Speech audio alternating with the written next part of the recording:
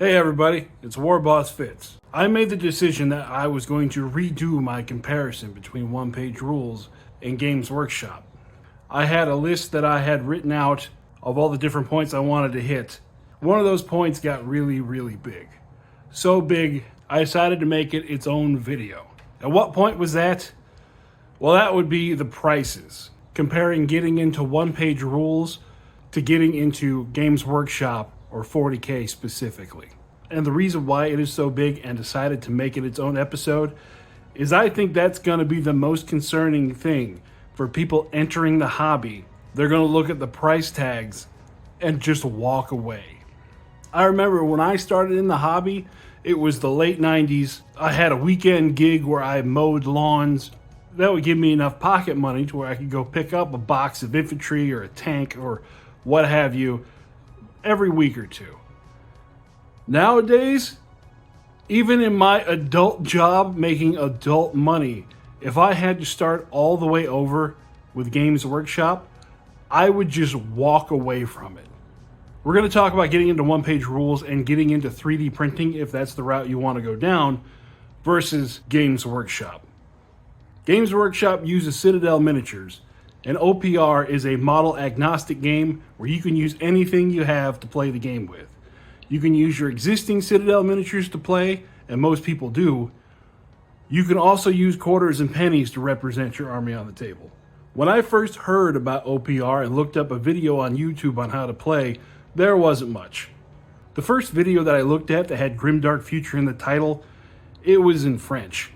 I think, if it wasn't, I'm sorry. I only speak English, and I'm not very good at it. But in this video, it was a guy on a beach. I turned on the subtitles and was waiting for the miniatures to show up. And he was listing out the rules and rolling dice in the sand, and that's when I realized it. He was using rocks as his miniatures. It was a fight between two armies of Titan Lords. And at that moment, model agnostic game just clicked in my head. The models don't matter. Even though it was in French and I had no idea how the rules worked, I watched the whole video. I was sucked in. Now I know that for most gamers, the models are the focus, so I'm not telling you to go bang rocks together like some sort of caveman. We have technology now, so I'm going to go over what the cost of a 3D printed army would be for one-page rules versus you getting them as Citadel miniatures from Games Workshop.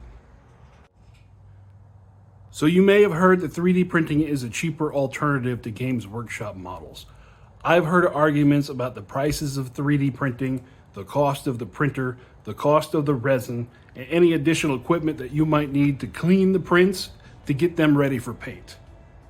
I knew the cost was lower to 3D print an army, but when I was making my Dow Union army for Grimdark Future, I added up the costs and it was something special. Now, I'm not going to take a 2,000 point Grimdark Future army and compare it to a 2,000 point 40K army. That would just be disingenuous. Grimdark Future points run about twice that what 40K does, so the 40K army would be relatively twice as large. So I'm going to compare like for like and base it on the Dow Union army I did for my How to Play episode. This army has 9 battle suits, 30 troops, and 3 stealth suits. So those are the units we're going to price compare to Games Workshop. Let's start with the stealth suits. You can get 3 stealth suits from Games Workshop for $35. Now for the troops. Each squad of fire warriors will cost $60. Then battle suits. These come in 3s from Games Workshop for $80. That gives us a cost in models of $455. So now you have the models. Let's leave that number on the top so we can remember that, $455, just the models. You still can't play yet. You need the rules. The core rule book for 40K is $65. Currently, at the time of recording, the Tau Codex has not been released, but it's on pre-order, so we're just going to go ahead and add in another $60. So that gives us a grand total of $580. We've got the rules, we've got the miniatures. I have no idea how many points this is in 40K now, but I promise you it's not 2,000 points. And I'm also not going to add it in, but if you want to use their Army Builder app, you have to have a codex, and pay for Warhammer Plus to make more than one army list at a time, but that's beyond the scope here. That's just something to think about. Now let's look at 3D printing. The files I use for this army come from the Lazy Forger. They are originally 6mm scale, but using the power of technology, I was able to scale them up to 32mm size. I got the whole army bundle for $40. So now I have the file. I need the resin to make them. I use Sunlu ABS-like resin, and I get it from Amazon. Shelf price, it goes for $54 for 2 kilograms of resin. But usually you could find it on sale for $40 for 2 kilos. On a side note, it feels so weird measuring liquid in kilos. I guess it is plastic crack, so it tracks. Back to the point. Here we're at $80 to $100 for the files and the resin. And these models did not take close to 2 kilos of resin, but I'm leaving in there just to be as honest as possible. But wait, printers are expensive. And to that, I can safely say, not so much anymore. The printer I have been using since 2021 is an Elegoo Mars 2 Pro. This machine is a few generations old at this point. The closest I could find, again on Amazon, is the Elegoo Mars 4 9K printer for $190. It was a sale price. Normal retail price is $225, but something's always on sale in the 3D printing space. So let's be even more generous to GW and use the full price of $225. Then you need to wash your resin prints. There are a few ways to do this. I personally use 2 pickle jars I got for $10 each, and it's been working great for years. You can go all out and get the wash and cure station for your models for an additional $100. So again, in the spirit of fairness, let's add in that $100 for the wash and cure station. Then what do you wash it in? You can use alcohol, and I did in the beginning, but then there was this whole pandemic thing and the alcohol became scarce. So I switched over to acetone, and it's working great for me in those pickle jars. And just to let you know, this is what I do. I don't know if that works in a wash and cure station. So this is not chemical advice. Use what the wash and cure station tells you to use. I don't want to have you guys start a fire. I have no idea. So for acetone, I go to Home Depot and get acetone for $20 a gallon. And that seems to last me for about 3 armies. So again, just like Games Workshop, now you've got your models, but you don't have any rules yet. So instead of buying a starter rule book and an army codex, both of those are free from one-page rules. Even their army builder is free. And instead of a subscription to use the army builder, OPR has one for free on their website with the Army Forge. There is a subscription model for OPR through their Patreon. This gives you access to the custom army builder where you can make balanced rules for anything you can dream up and put it into a game of one-page rules. Something that isn't even possible in Games Workshop games. Well, I mean, I guess you could buy the company and force the rules writers to make your custom army, but that's kind of beyond our scope. I mean, none of us are BlackRock or Vanguard, right? So all totaled up, the price of starting from scratch, files, resin, washing machine, prints, all of it comes to $424. $424 compared to $580 doesn't seem like that much of a savings.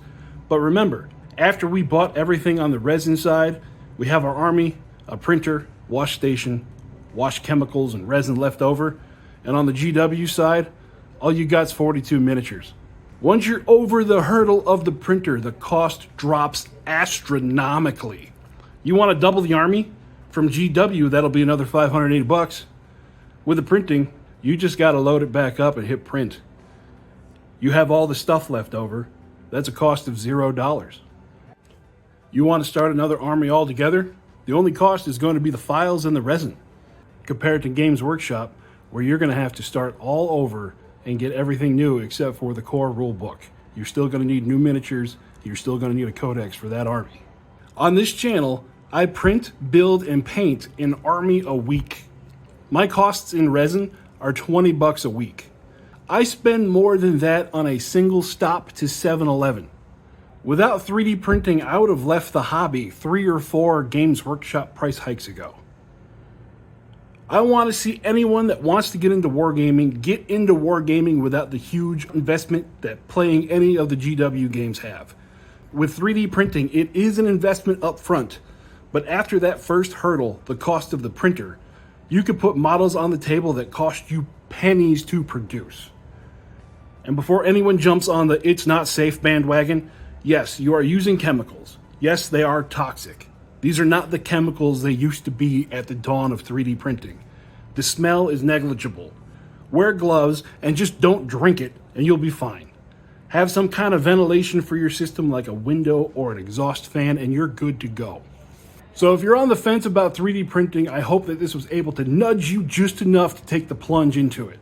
I know, just like me, you're gonna have the goofiest grin on your face when your first models come off of the build plate. So that's it for this comparison video of GW to OPR. There's going to be a long form video coming up in the future where I break down everything. I just thought that the pricing aspect needed to be broke out into its own chunk.